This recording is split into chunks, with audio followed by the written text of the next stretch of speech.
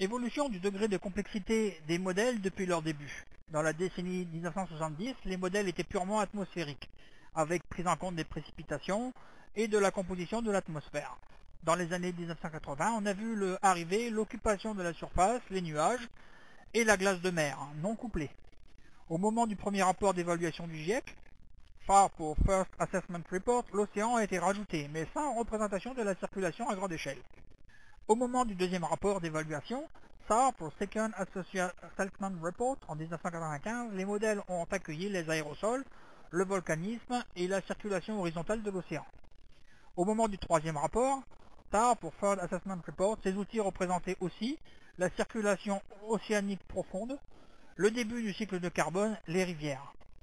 Enfin, les modèles utilisés pour l'AR4 pour le Fourth Assessment Report, publié en 2007, comprennent pour certains la chimie atmosphérique, c'est-à-dire les processus qui permettent de représenter l'augmentation ou la diminution d'une espèce chimique A dans l'atmosphère à partir de la variation d'espèce B, et une végétation réagissant de manière dynamique aux conditions climatiques régionales. Ce qui est remarquable dans tout cela, c'est que cette complexification progressive des outils utilisés n'a pas invalidé les conclusions des modèles des années 1970. À savoir que nos émissions allaient modifier le climat en augmentant notamment la température moyenne de quelques degrés si nous doublons la consommation de CO2 en un siècle. Si nous regardons de près et un peu plus dans le détail, voici les principaux items pris en compte dans les modèles utilisés aujourd'hui. Attention, prise en compte ne veut pas dire que tout est connu sur le point considéré, mais simplement que l'on en parle dans les modèles. Les échanges d'énergie, en particulier sous forme de rayonnement électromagnétique, entre la Terre, l'océan, l'atmosphère et l'espace. Tous les modèles. Les transferts radiatifs dans l'atmosphère, c'est-à-dire la manière dont le rayonnement solaire et celui de la Terre traversent l'atmosphère ou sont absorbés par les différents gaz à effet de serre contenus dans cette dernière. Comme on l'a vu, il n'y a pas un seul mais plusieurs gaz à effet de serre. Ces gaz ne sont pas toujours pris en compte de manière indépendante dans les modèles.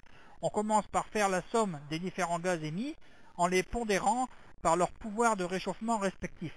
Et c'est cette somme que l'on utilise pour représenter les émissions de tous les gaz à effet de serre.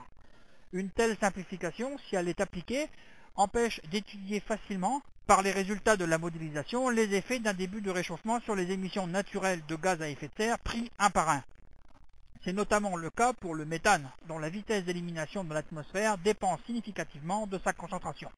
La circulation de l'air dans l'atmosphère est prise en compte dans tous les modèles, et donc les transports d'eau qui y sont associés. La circulation océanique également dans tous les modèles, et les interactions entre l'océan et l'atmosphère. La formation et la fonte de la glace de mer. Les nuages dans tous les modèles, mais une modélisation correcte des nuages reste un point où la marge de progression est très importante. Les échanges de carbone entre l'atmosphère et la planète, dans tous les modèles, mais avec des degrés de sophistication différents. Et depuis peu, certaines rétroactions du réchauffement sur les émissions naturelles de gaz à effet de serre, et notamment le comportement de la végétation. Pas tous, et avec des degrés de sophistication différents. Quelles sont les faiblesses? Les trois grandes sources d'incertitude des modèles sont les suivantes. Tout d'abord, notre système atmosphérique n'est pas entièrement prévisible.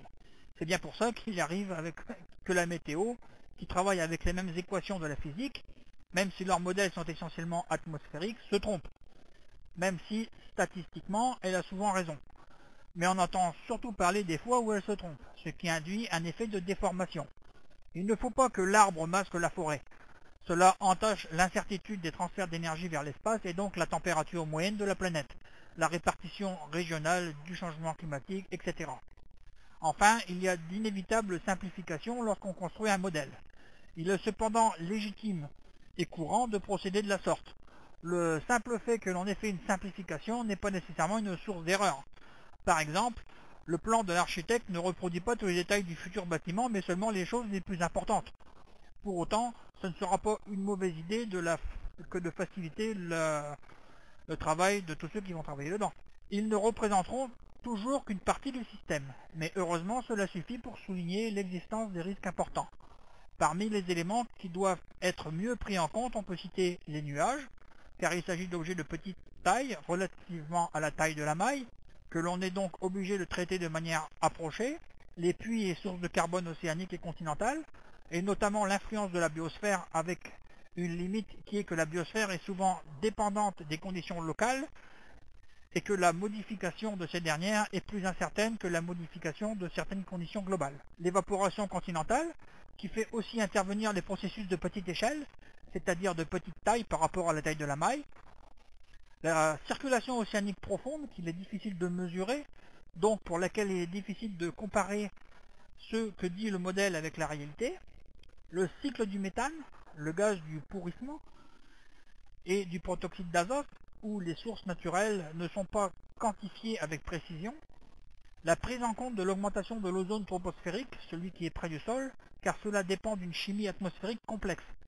le rôle des aérosols organiques ou minéraux, entre parenthèses les poussières. Mais il ne faudrait pas déduire du fait qu'il reste des zones d'ombre que l'on peut ignorer les résultats, ce qui serait jeter le bébé avec l'eau du bain. En outre, ces outils sont en perpétuelle évolution, donc en perpétuelle amélioration. Conclusion sur les modèles. Un point essentiel est que, même s'ils sont construits de manière différente, même si les résultats chiffrés auxquels ils parviennent ne sont pas rigoureusement identiques, tous ces modèles aboutissent à des conclusions de même nature. L'homme modifie le climat dans un sens d'un réchauffement global de la planète. En outre, ces modèles indiquent aussi que l'influence humaine sera de plus en plus forte si les émissions de gaz à effet de serre continuent comme maintenant. La température moyenne de la planète va augmenter. Selon le scénario d'émissions pris en compte, il en est question de 1 à 6 degrés à l'horizon d'un siècle. Sur le graphique ci-dessus, on a représenté à raison d'une courbe par modèle l'augmentation de température moyenne de l'air au niveau du sol, ce qu'on appelle la température moyenne de la Terre, en fonction des années. Le 0 correspond à aujourd'hui. L'axe vertical est gradué en degrés. Tous les modèles ont été alimentés avec la même hypothèse, une concentration en CO2 qui augmente de 1% par an, ce qui est à peu près le rythme d'évolution d'aujourd'hui. Les échanges d'eau entre la surface et l'atmosphère vont augmenter. Cela peut expliquer assez simplement, même sans modèle. Un air globalement plus chaud peut contenir plus de vapeur d'eau et donc l'évaporation augmentera. Comme la vapeur d'eau ne s'accumule pas dans l'atmosphère, tout ce qui monte doit redescendre et donc une évaporation accrue engendrera globalement plus de précipitations. Et du reste, pendant les périodes glaciaires, durant lesquelles le climat est plus froid, il fait beaucoup plus sec. Cela signifiera qu'il va pleuvoir plus souvent ou plus fort, avec une augmentation du risque d'inondation dans ce dernier cas. Les courbes ci-dessus, une courbe par modèle, donne l'évolution des précipitations moyennes annuelles par rapport à la situation actuelle, 0 des coordonnées. Tous les modèles partent de la même hypothèse, une concentration en CO2 qui augmente de 1% par année. L'axe vertical est gradué en millimètres d'eau par jour. Lorsqu'une courbe franchit la valeur de 0,05 par exemple, cela signifie qu'à ce moment-là, les précipitations moyennes à sa surface du globe augmentent de 0,05 mm d'eau par jour, soit un peu plus de 18 mm d'eau par an, soit encore 3,5% des précipitations actuelles, 520 mm d'eau par an en moyenne. Toutefois, ce surplus de précipitations ne sera pas réparti de manière égale partout. Les modèles prévoient de grandes disparités en fonction de la latitude. Les courbes ci-dessous, une courbe par modèle, donnent la répartition du surplus ou du déficit de précipitation en fonction de la latitude du moment où la concentration de CO2 dans l'atmosphère aura doublé, dans 60 à 80 ans si rien ne change.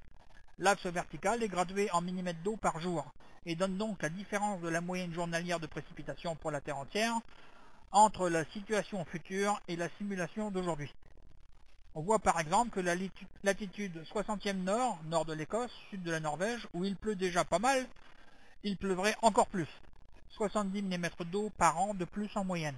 Alors que vers le 30e parallèle, c'est-à-dire la Californie, Sahara, Mongolie, bref les endroits plus arrosés, il pleuvrait autant ou plutôt moins que qu'en Afrique du Sud, par exemple en Australie ou en Argentine. Enfin, il y aura un réchauffement plus prononcé, la nuit, l'hiver, par opposition à l'été, ce qui n'est pas sans conséquence pour la végétation. Au pôle, par opposition aux latitudes moyennes.